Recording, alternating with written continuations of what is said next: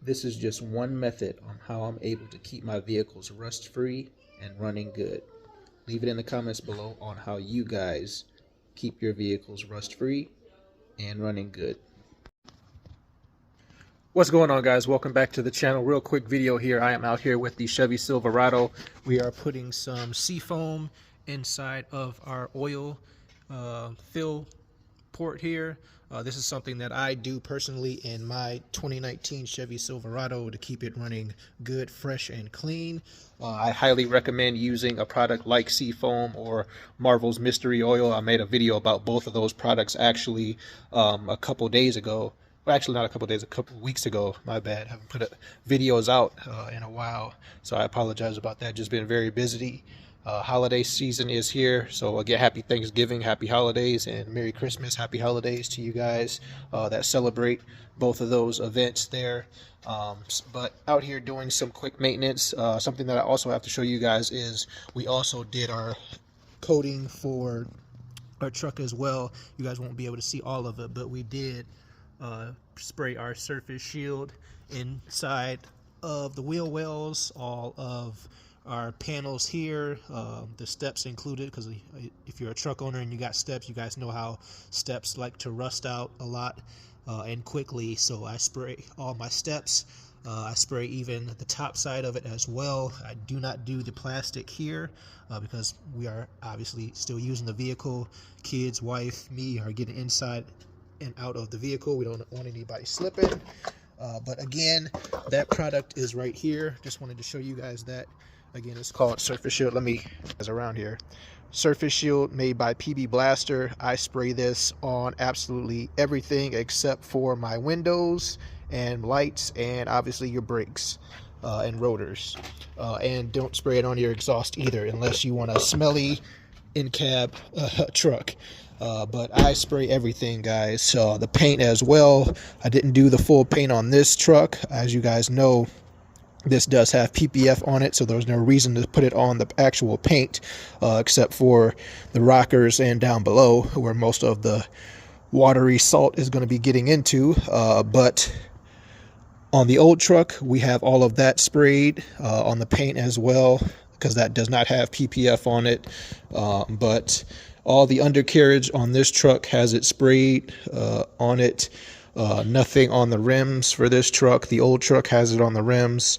Nothing on the rims for this truck because these are ceramic coated. I'm fine with it not being on the rims for this truck.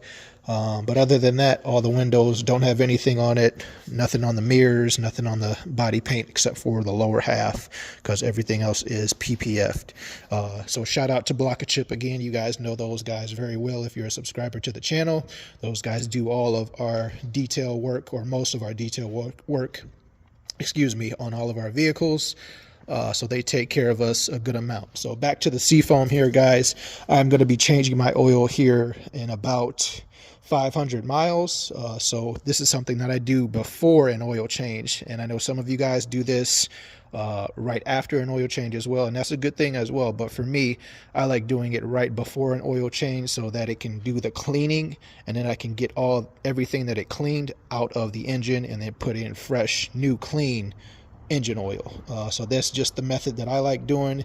It's helped and it's lasted me throughout the life of my old work truck. As you guys know, if you're a subscriber of the channel, the 2001 Dodge Ram pickup truck that has 236,000 miles on it now. And I plan to treat this truck, the 2019 Silverado, the same way I treated that Dodge Ram to get it to that many miles. So I'm hoping and praying that I just do the same thing that I did with that truck with this newer truck and get this truck to that 236,000 mile mark and even more. So switching out these cans, this one should be drained here enough as we were talking. So I'm going to put this one in. I put about 2 of these in the oil, again, like I said, about 500 miles before my next oil change.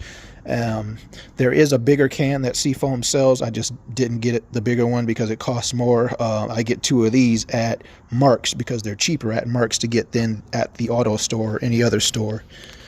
So I put 2 of these in.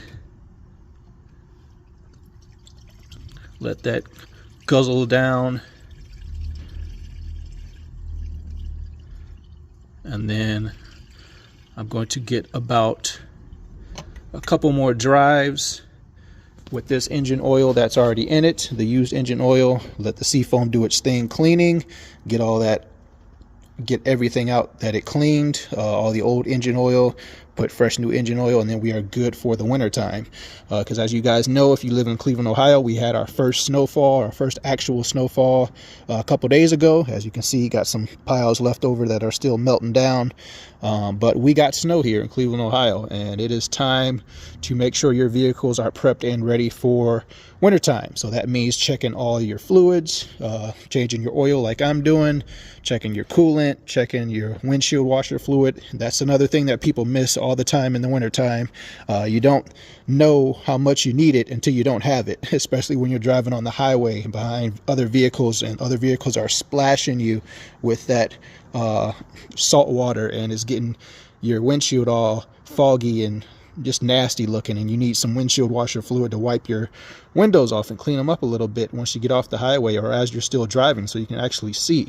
And then you don't have it and you run out. So that's a bad thing. But other than that, guys, sorry, started rambling on a little bit, but important stuff to get out to you guys that I do with my vehicles to make them last longer. So watching, appreciate it. Make sure you hit that subscribe button if you're new, and I'll see you guys in the next one. Peace.